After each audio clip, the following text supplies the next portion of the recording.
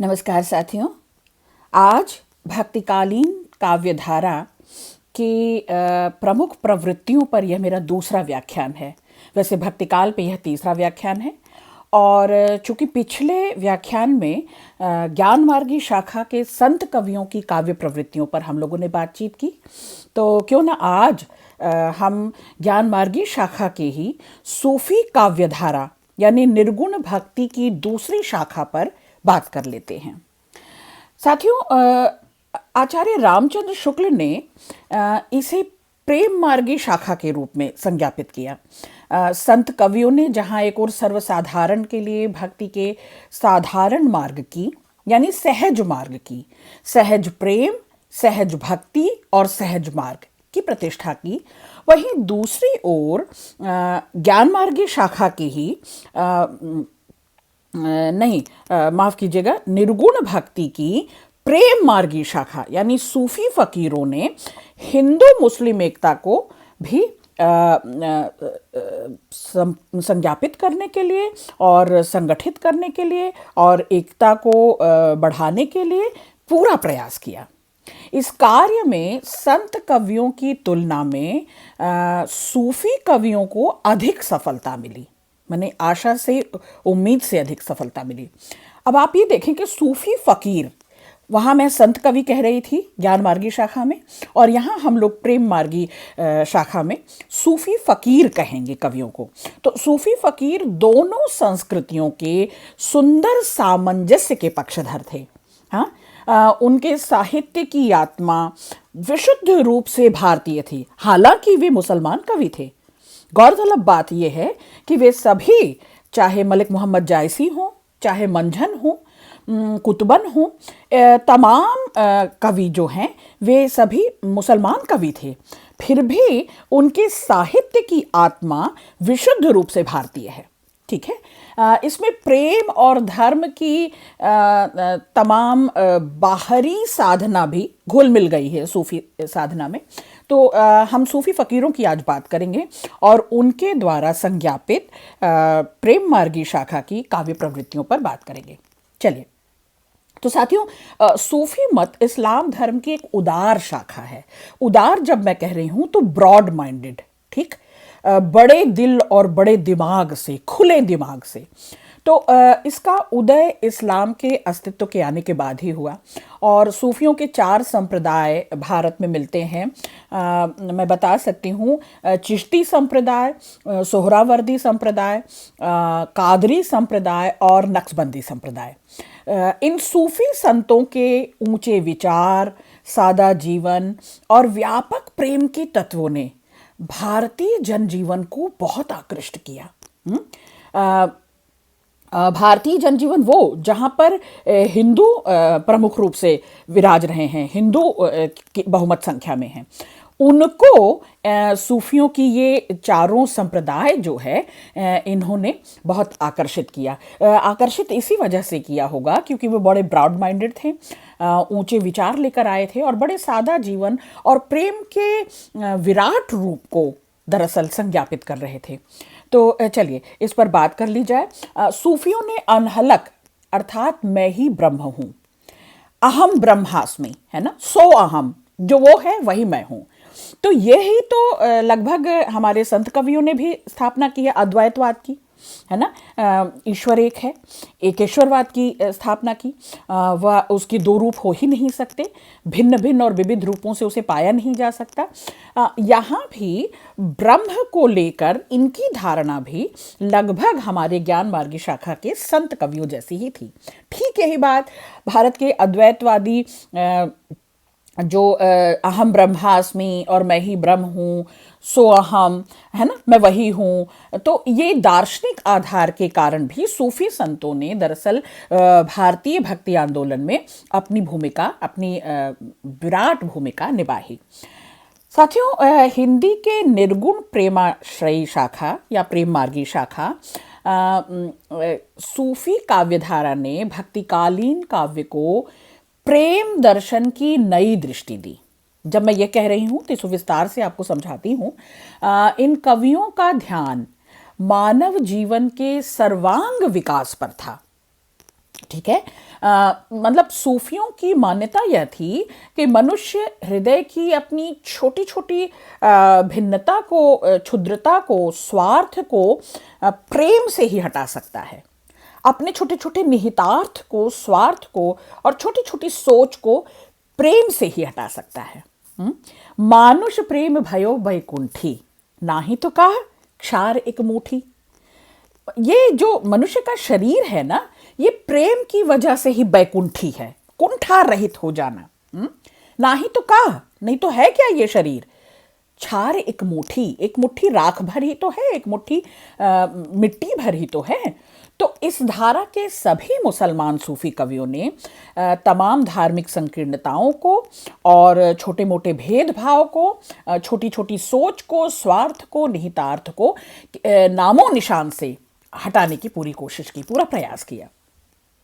साथियों, इनका समूचा साहित्य एक व्यापक विश्व बंधुत्व और विश्व दृष्टि का रचनात्मक साहित्य कहा जा सकता है। हाँ, इनकी दृष्टि में लौकिक प्रेम और ईश्वरीय प्रेम में कोई फर्क नहीं है। इसलिए यह कहना अनुचित होगा कि इस्लाम धर्म के ने अपने प्रचार में सूफियों के काव्य लिखे। दरअसल हिंदू घरानों के, हिंदू राजाओं के घरानों की प्रेम कथाओं को ही इन्होंने अपने साहित्य का आधार बनाया है। आप ध्यान से देखेंगे तो आचार्य रामचंद्र शुक्ल कहते हैं, 100 वर्ष पूर्व कबीर दास हिंदू और मुसलमान दोनों के कट्टरपन को फटकार चुके थे। पंडितों और मुल्लाओं की तो नहीं कह सकते, पर साधारण जनता राम और रहीम की एकता को मान चुकी थी। ठीक है, संगठित हो रही थी, एक सूत्रित हो रही थी, एक हो रही थी।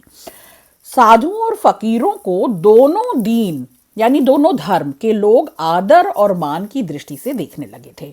और यह सारा श्रेय किसे जाता है? रामचंद्र शुक्ल के अनुसार कबीर को। साधु या फकीर जनता में सर्वप्रिय हो रहे थे, लोकप्रिय हो रहे थे। ठीक है, क्यों हो रहे थे? क्योंकि वे जनता से भेदभाव, उनके वर्ग भेद, उनके जाति भेद, समूह भेद, समुदाय भेद, संप्रदाय भेद को हटा रहे थे और मनुष्य को मनुष्य से जोड़ रहे थे। और यही बड़ा काम हुआ है भक्ति काल का। यही वजह है कि मैं बार बार अपने क्लासरूम में भी ये कहती हूँ कि मुझे तमाम कालों में सबसे प्रोग्रेसिव काल जो दिखाई देता है वो भक्ति काल दिखाई देता है। उसकी वजह है, मैं अपने तमाम व्याख्यान में इस पर आपसे चर्चा करूँगी। तो बहुत दिनों तक साथ साथ रहते रहते हिंदुओं और मुसलमानों दोनों ने अपना अपना दिल खोलना शुरू किया, अपने अपने विचार साझा करने शुरू किए। अपनी मान्यता और अपनी क्या कह सकते हैं, प्रार्थना शैली है ना, प्रार्थना पद्धति, इस सब को भी एक दूसरे से साझा करना शुरू किया। यानी मनुष्य का मनुष्य से मेल हो रहा था। ये भक्ति काल की देन है साथियों। ठीक है, तो मनुष्यता के सामान्य भावों का को स्थापित करना है ना, और लोग मानव जाति, एक जाति मान रहे थे कि हम मनुष्य हैं, तमाम और जीवधारियों से हम अलग हैं, हम मननशील हैं और हम सोच विचार कर सकते हैं और हम एक दूसरे को मुक्त भाव से दिल खोल कर एक दूसरे का स्वागत कर सकते हैं, एक दूसरे में मगन हो सकते हैं। तो जनता की ये जो वृत्ति है भेद से अभेद की ओर ले जाती है। और साथियों, मैं इसीलिए भक्तिकाल को यह श्रेय देती हूँ और भक्तिकाल की निर्गुण भक्ति को, है ना, निर्गुण भक्ति के जो दो रूप हैं यानी ज्ञान मार्गी शाखा और प्रेम मार्गी शाखा, इन दोनों को ये श्रेय देती हूँ कि उन्होंने जनता को भेदभाव से दूर कर अभेद की ओर किया और मानव जाति की स्थापना की, मनुष्य का मनुष्य से मेल कराया। ठीक है, हा से हिंदू और माँ से मुसलमान अलग अलग नहीं रहे, हम होकर रहे। ये बड़ी बात है।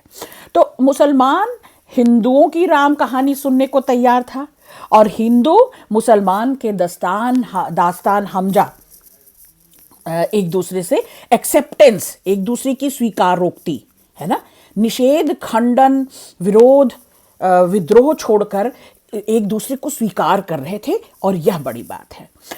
सूफी काव्य की रचना के पीछे ये पूरा जो आप देख रहे हैं, एक दृश्य तैयार हो रहा है, एक फलक तैयार हो रहा है। यह भी बहुत महत्वपूर्ण है। जब हम काव्य प्रवृत्तियों पर बात कर रहे हैं तो ज्ञान मार्गी शाखा के संत कवियों की काव्य प्रवृत्तियों को गिनाते हुए मैंने उनकी कुछ विशेषताओं को गिनाया था।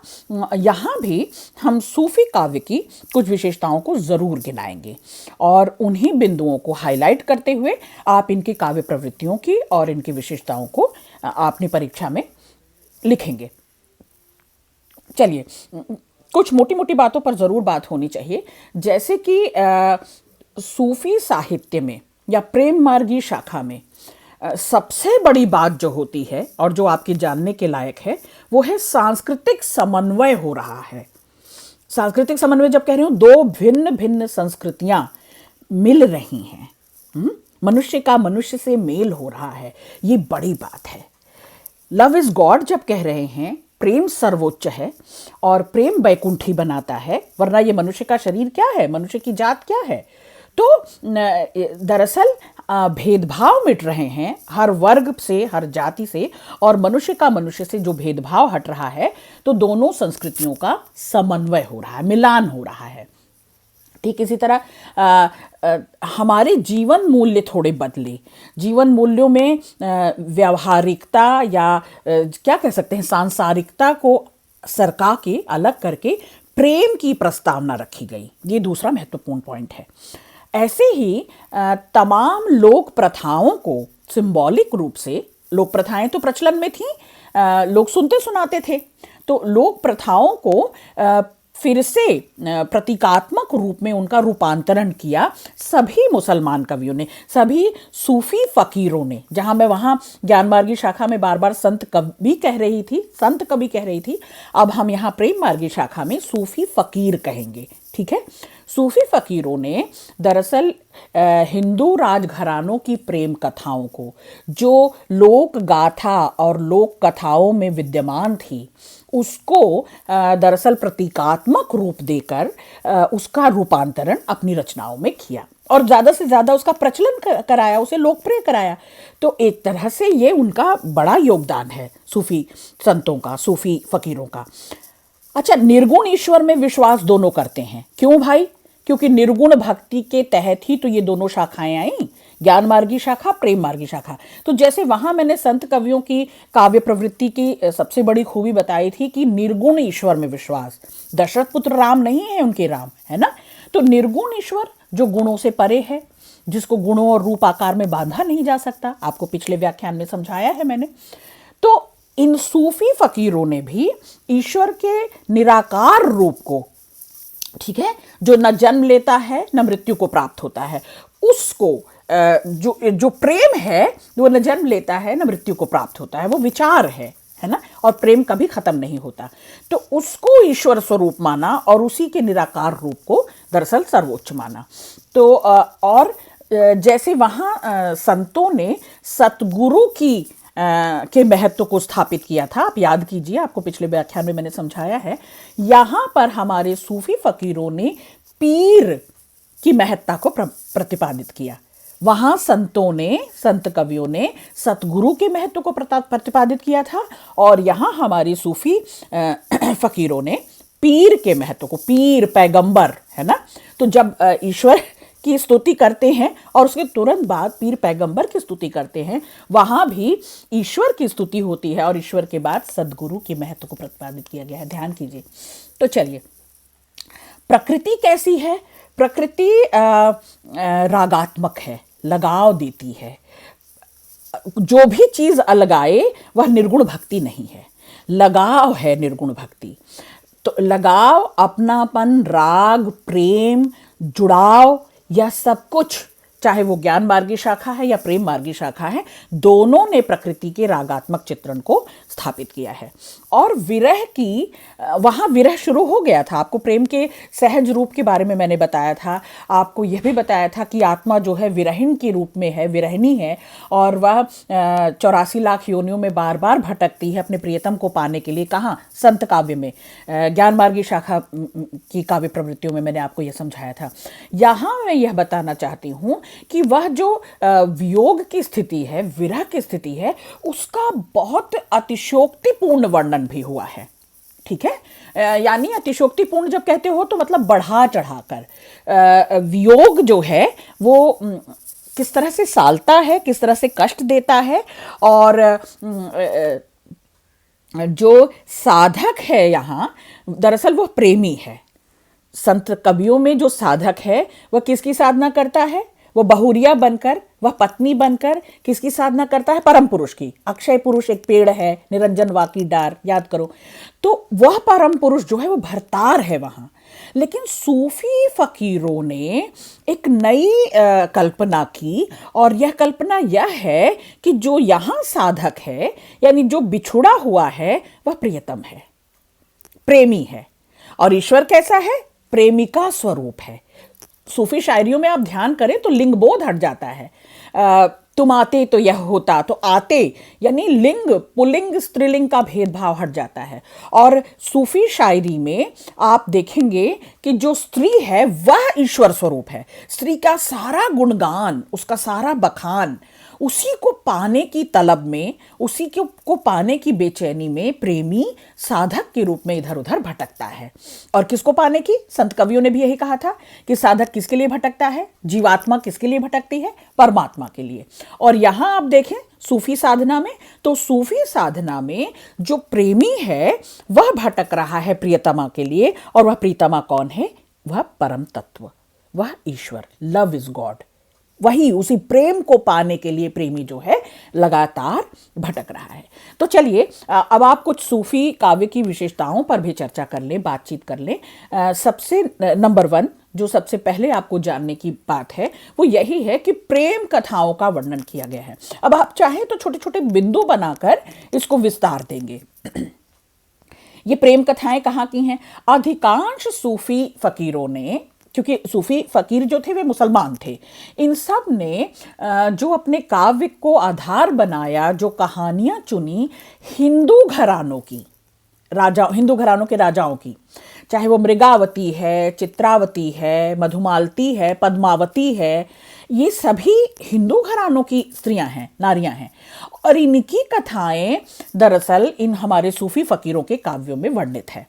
ठीक है, तो आप यह ध्यान रखें कि कवि फकीर तो जो थे सूफी फकीर वे सभी मुसलमान थे, लेकिन उन्होंने हिंदू घरानों की प्रेम कथाओं को ही अपने काव्य का आधार बनाया और इस तरह से अजनबीपन को मिटाया, एक दूसरे के अलगाव को मिटाया और एक दूसरे को एक सूत्रित करने में, एक दूसरे को और करीब लाने में इन्होंने यह सफल प्रयास किया।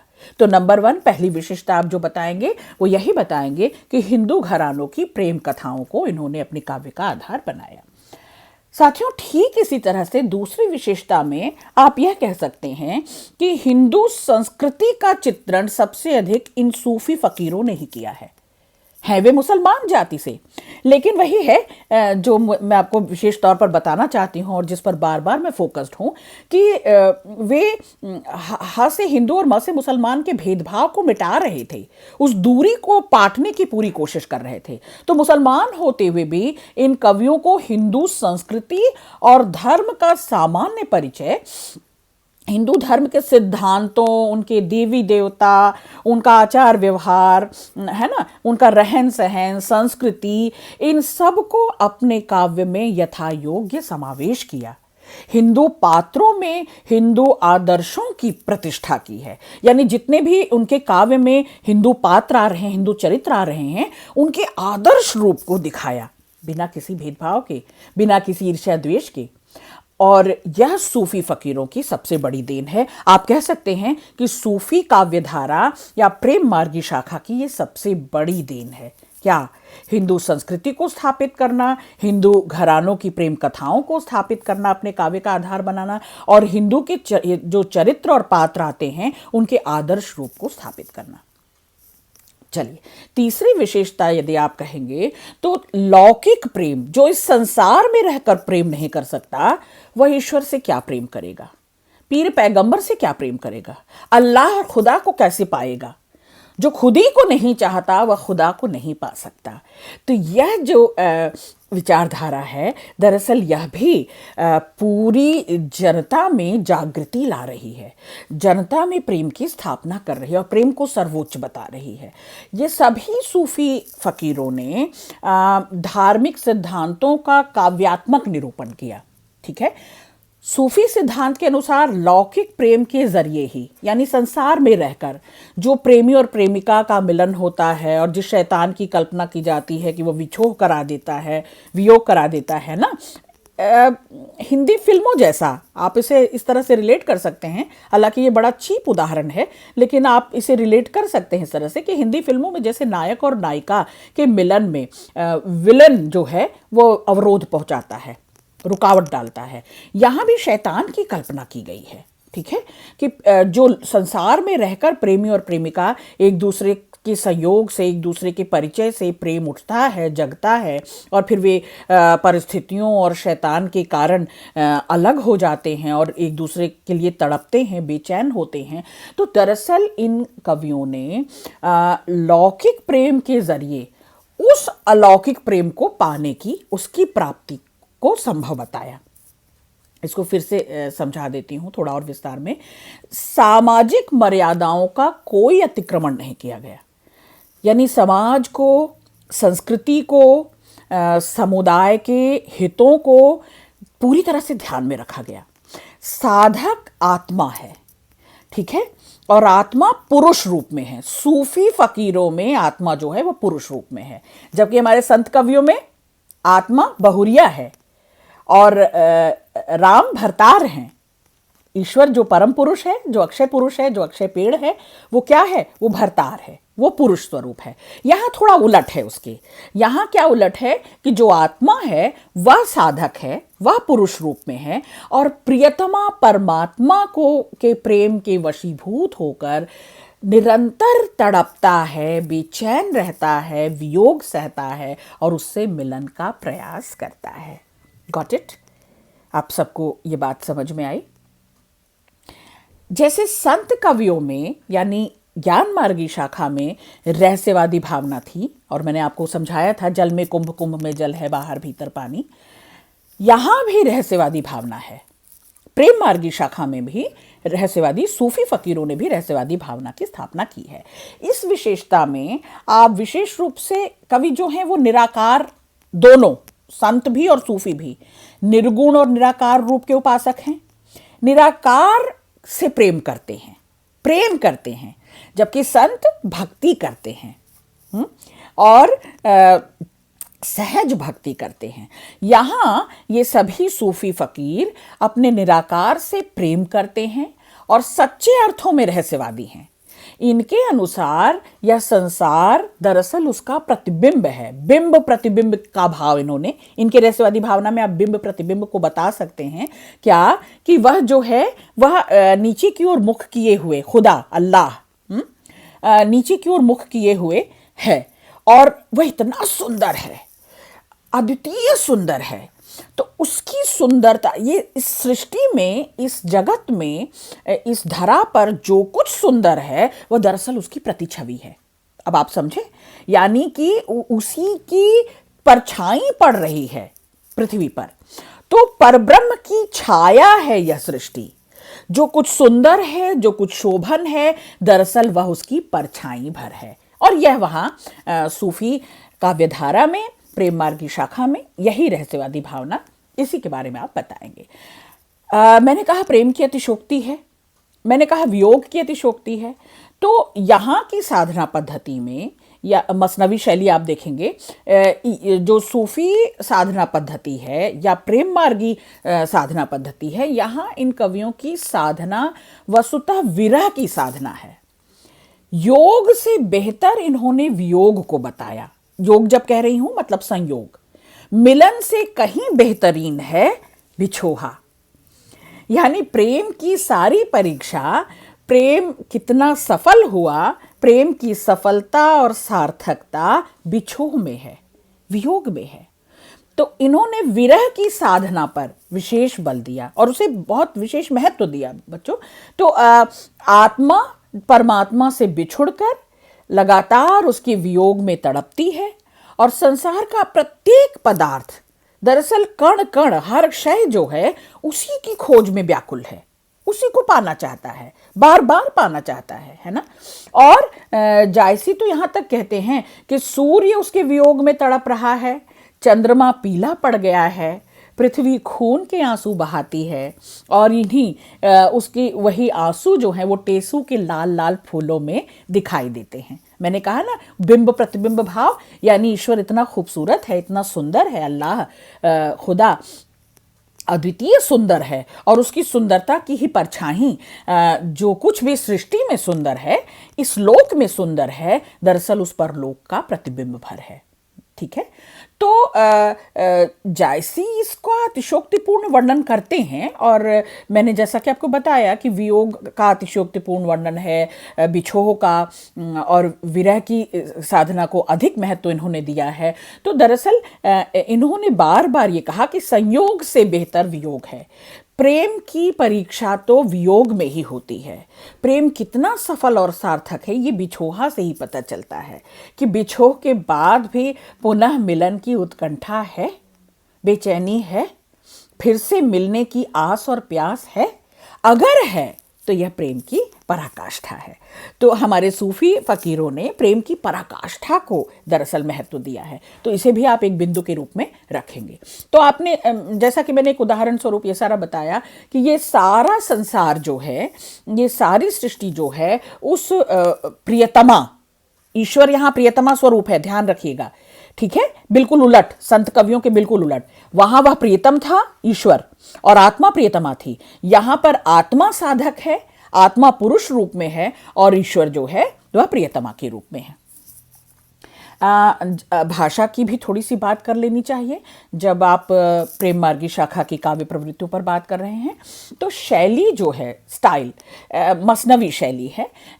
इन कवियों ने भारतीय महाकाव्यों की कहते हैं ना, कई सर्गों से महाकाव्य बनता है। एक बात का ध्यान रखिएगा, वहाँ जैसे बार बार दोहे लिखे गए, चौपाइयाँ लिखी गई, मुक्तक लिखे गए, छोटे छोटे गेय मुक्तक लिखे गए, यहाँ शैली अलग थी। यहाँ प्रबंधात्मक काव्य लिखे गए। मधुमालती, पद्मावत और मृगावती, चंद्रावती, तो ये सारी जो हैं ये महाकाव्यात्मक प्रबंधात्मक रूप हैं। तो सर्गों में विभाजित हैं, कई सर्ग, कई अध्यायों में फारसी मसनवी शैली अपनाई गई। इस शैली में कहानी कही जाती है। कई सर्गों में, सर्ग जब कह रही हूं तो अध्याय समझिए, तो कई कथा जो है कई सर्गों में लगातार चल रही होती है, और इस शैली का सारा काव्य एक ही छंद में रचा जाता है। सूफी कवियों ने दोहे चौपाई के रूप में भी कुछ छंद रचे हैं, हमें मानना पड़ेगा, लेकिन ज़्यादातर विशालकाय रूप की आकार की रचना हुई है, जिसे आप प्रबंध रचना कहते हैं। मुसलमान कवियों में सभी सूफी संत जो हैं वे मुसलमान थे, ये तो मैंने आपको बताया ही। उन्होंने मुसलमान होते हुए भी हिंदू रीति रिवाजों का, हिंदू संस्कृति का, उनकी लोक परलोक, उनका रहन सहन, खान पान, आचार विचार, इस सब का पूरा अध्ययन किया, पूरा शोध किया। उन्हें पूरा ज्ञान था इसका। क्यों? क्योंकि दो अलग अलग संस्कृति, में विपरीत नहीं कहूंगी और आप भी नहीं कहेंगे, दो अलग अलग संस्कृतियों का मेल करवा रहे थे, समन्वय करवा रहे थे। दोनों को जोड़ने का काम इन सूफी फकीरों ने किया है। तो भाषा की दृष्टि से भी इन्होंने पूर्वी हिंदी, अवधी और पश्चिमी अवधी, इस सब का भी प्रयोग किया। बोलचाल की भाषा को भी अपने काव्य की रचना की भाषा बनाई, शैली बनाई। और जब प्रबंधात्मक रचना कर रहे हैं तो छंदों को, दोहों को, चौपाइयों को मीठा बनाने के लिए, लोकप्रिय बनाने के लिए क्षेत्रीय बोलियों, अवधि की क्षेत्रीय कई बोलियों को भी उन्होंने अपनी भाषा में समाहित किया। अलंकारों में इनका सबसे प्रिय अलंकार जो है वो समास है, उत्प्रेक्षा है, और उपमा अलंकार तो है ही। उपमा, रूपक, विरोधाभास, ये सभी अलंकार इनकी भाषा को, भाषा में प्रयुक्त छंदों और अलंकारों को सजाते हैं। तो आज आप सबने विशेष रूप से सूफी साहित्य की प्रेम मार्गी शाखा की फकीर सूफी फकीरों के काव्य प्रवृत्तियों पर विचार किया। आज हमने मुकम्मल रूप से निर्गुण भक्ति पूरी कर दी। निर्गुण भक्ति की दोनों शाखाओं को दो अलग अलग व्याख्यान में मैंने समझाया। ज्ञान मार्गी शाखा के प्रवर्तक संत कबीर के कई उदाहरणों के साथ आपको ज्ञान मार्गी शाखा की संत कवियों की काव्य प्रवृत्तियों को पिछले व्याख्यान में बताया था। और आज इन सभी मुसलमान कवियों, सूफी संतों, मैं इन्हें संत भी कहती हूँ, सूफी फकीरों की जो मसनवी शैली है और प्रबंधात्मक रचनाएं हैं और प्रेम मार्गी शाखा की काव्य प्रवृत्तियों को सुलझाने की आपके साथ पूरी कोशिश की है। शुक्रिया। अगले व्याख्यान में हम सगुण भक्ति पर और सगुण भक्ति की दोनों शाखाओं पर चर्चा करेंगे। बहुत शुक्रिया।